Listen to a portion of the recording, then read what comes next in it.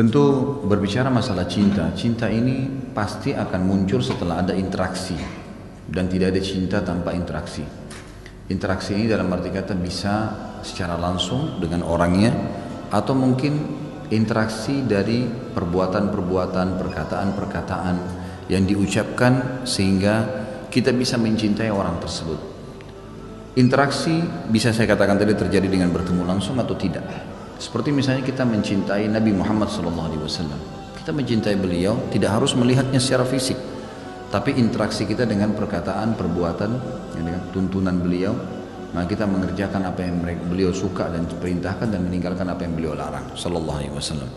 Maka begitu pula dengan masalah cinta ini, dia bisa muncul dengan dua faktor. Yang pertama karena interaksi secara fisik, secara langsung, lihat, ketemu, ngobrol. Dan yang kedua adalah dari perkataan dan perbuatan yang menjadi panutan sehingga membuat kita mencintainya. Tentu yang sedang kita bahas kalau dalam masalah rumah tangga adalah mencintai yang pertama. Bagaimana memunculkan cinta kepada pasangan hidup kita dengan interaksi. Jadi memang di awal pernikahan, karena dalam Islam ada konsep ta'aruf. Kita tidak boleh pacaran, jalan berduaan, khalwat, mengumbar syahwat kita dengan pegangan, ciuman dan seterusnya. Ini haram dalam agama. Yang boleh hanya setelah menikah.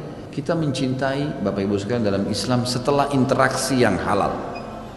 Ini penting digarisbawahi. Tidak ada kata cinta sebelum interaksi yang halal.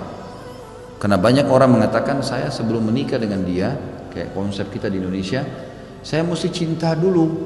Makanya harus jalan dulu sama-sama, harus pegangan dulu, harus ungkapin kata-kata sayang dulu baru menikah.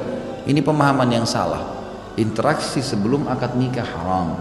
Interaksi setelah akad nikah memunculkan cinta setelah nikah malah sunnah dan berpahala. Di sini mencintai pasangan Bapak Ibu sekalian hukumnya wajib, bukan pilihan. Kita kalau sudah akad nikah cintai. Bagaimana caranya? Interaksi. Interaksi itu dengan cara melihat secara fisik, ngobrol, pengabdian, pengorbanan yang kita berikan. Maka akan muncul rasa cinta nantinya, gitu kan? Beda cinta dengan sayang. Kalau sayang bisa umum. Sayang itu misal bisa saja kita lampiaskan sayang pada makanan. Makanan misalnya ada masih bagus terus dibuang. Sayangnya dibuang, muncul rasa prihatin dan kasihan. Itu namanya sayang. Tetapi kalau cinta berbeda, itu akan diikuti dengan pengorbanan yang besar. Pengorbanan yang besar. Jadi dia siap berkorban apapun demi untuk pasangannya. Nah, di dalam Islam kita harus paham, mencintai pasangan bagian dari hal kewajiban dalam rumah tangga. Memang kita mencintai mereka. Lampiaskan semuanya. Jangan tergoda dengan was-was syaitan yang hampir semua rumah tangga digoda dengan standar. Misal, jangan kamu terlalu cintai pasanganmu, karena nanti kalau berpisah bagaimana? Kalau mati bagaimana? Nanti kamu sakit hati dan seterusnya. Ini was-was syaitan, enggak ada. Tepat dan tempatnya melampiaskan cinta, kasih sayang, kebutuhan biologis, bermesraan setelah nikah. Silahkan. Bahkan Nabi SAW mengatakan dalam hadis yang sudah masyhur, yang sudah sering kita ulangi, di kemaluan kalian ada pahala yang besar. Sahabat langsung faham. Wahai utusan Allah, kami datang menggauli istri kami, dapat kenikmatan, kami juga dapat pahala yang besar. Kata Nabi SAW, tidakkah kalian lihat kalau kalian letakkan kemaluan kalian pada yang haram, zina, kalian dapat dosa yang besar? Kata para sahabat, bala ya Rasulullah, benar wahai utusan Allah. Kata Nabi SAW, wa kadzalika fil halal. Begitu juga kalau orang letakkan pada yang halal. Ingat, setiap orang yang berumah tangga Bapak Ibu sekalian akan dibuat oleh syaitan jenuh. Kita harus melawannya. Tepis semua pernyataan syaitan yang mengatakan jangan kau cintai pasanganmu sekarang, berlebihan nanti kamu sakit hati, nanti kamu begini. Insya Allah kalau yang kita cari pasangan yang soleh dan solehah, tidak ada perlu dikhawatirkan. Ingat juga satu hal Bapak Ibu sekalian, menikah dalam Islam adalah ibadah, dan ibadah sifatnya abadi. Perhatikan, ya, menikah adalah ibadah dan ibadah sifatnya abadi. Sekali kita sholat sampai mati kita sholat, sekali kita puasa sampai mati kita puasa, sekali kita menikah sampai di surga tuh sama pasangan. Jangan pernah menikah dimulai dengan was-was syaitan, taruh cadangan sekian persen kalau saya cerai sama pasangan saya. Ini nggak boleh ada. Ini. Jangan menikah untuk cerai, nggak boleh.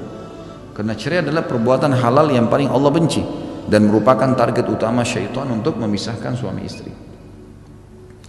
Ini penting untuk menopang gitu kan. tutup semua pintu-pintu yang merusak kita di luar sana, seperti pandangan mata ya. Ini mata yang sering jelalatan sembarangan melihat, harus dikontrol, nggak boleh nggak, gitu kan. Jadi ini harus dikontrol, walaupun kita mengatakan oh tidak, cuma sebentar, oh cuma sekilas, enggak, harus dijaga. Orang yang bisa menjaga pandangannya dari hal-hal yang haram ya, yang Allah haramkan, maka akan membuat dia lebih menikmati pasangannya.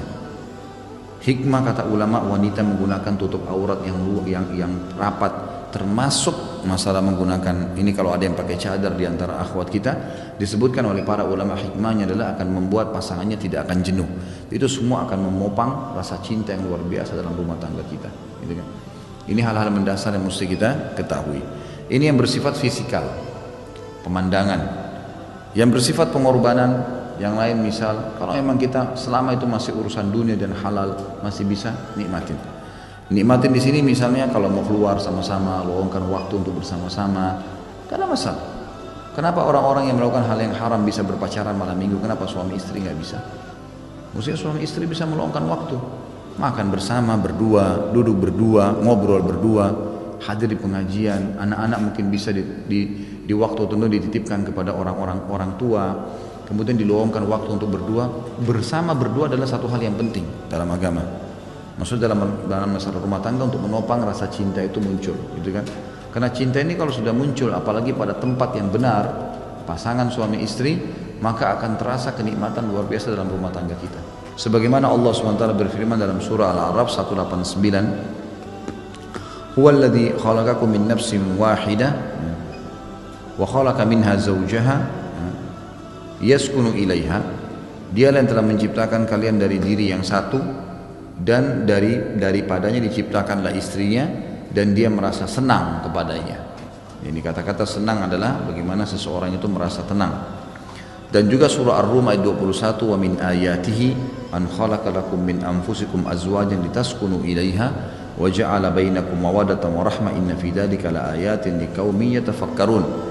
Di antara tanda-tanda kekuasaan dia adalah dia menciptakan untuk kalian istri dari jenis kalian sendiri, pasangan dari sama-sama manusia, agar kalian cenderung dan merasa tentram kepadanya. Bagaimana caranya? Dengan maksimal mencintai, berkorban, menyayangi pasangan kita ya, agar kalian cenderung dan merasa tentram kepadanya, dan dijadikanlah di antara kalian rasa sayang, rasa kasih dan sayang. Sungguhnya pada demikian itu benar-benar terdapat tanda-tanda bagi kaum yang marum berfikir.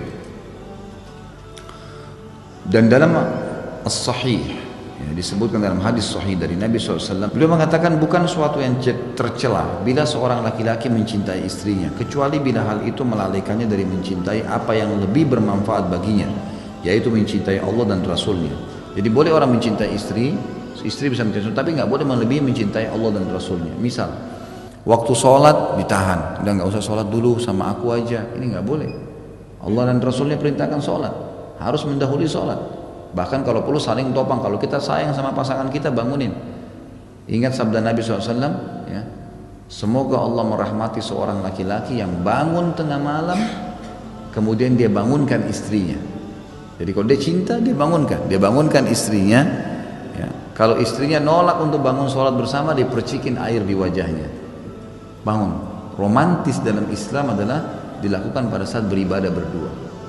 Jadi juga perlu satu hal di sini Bapak Ibu sekalian, jangan kita terpengaruh dengan film-film nih. Film banyak menggambarkan bagaimana keromantisan orang non-muslim. Bahkan masuk dalam romantis adalah bercumbuan di depan umum, di pantai, di gunung, di jalanan. Ini bukan romantis ini, sama sekali. Romantis dari mana pasangan kita dilihat oleh orang lain? Ini salah pemahamannya. Makanya banyak orang yang salah paham dengan poin ini. Mereka menganggap romantis kalau jalan di pinggir jalan kegandengan tangan dan peluk-pelukan. Pemahaman yang salah ini. Ini perlu dipahami semua. Jadi peka bagaimana membedakan antara yang halal dan yang tidak halal, gitu kan? Orang menganggap romantis kalau duduk di pantai, dianggap mereka bercumbuan di pantai adalah romantis. Orang-orang lihat, oh bangga. Ini semua pemahaman yang salah. Ini karena persepsi direkam dari film-film. Kalau kita hanya mau menikmati pantai, pergi jalan, melihat, mungkin. Tapi dengan bercumbuan di depan umum, ini haram dalam agama, gitu kan? Ini harus difahami. Sebab setiap kecintaan yang menyaingi kecintaan Allah dan Rasulnya, di mana kecintaan tersebut melemahkan kecintaan kepada Allah dan Rasulnya, maka ini tercela, nggak boleh. Dan itu. Kalau kita cintai pasangan karena Allah ada pahalanya, kalau kita cintai dia hanya karena masalah duniawi maka tidak ada pahalanya.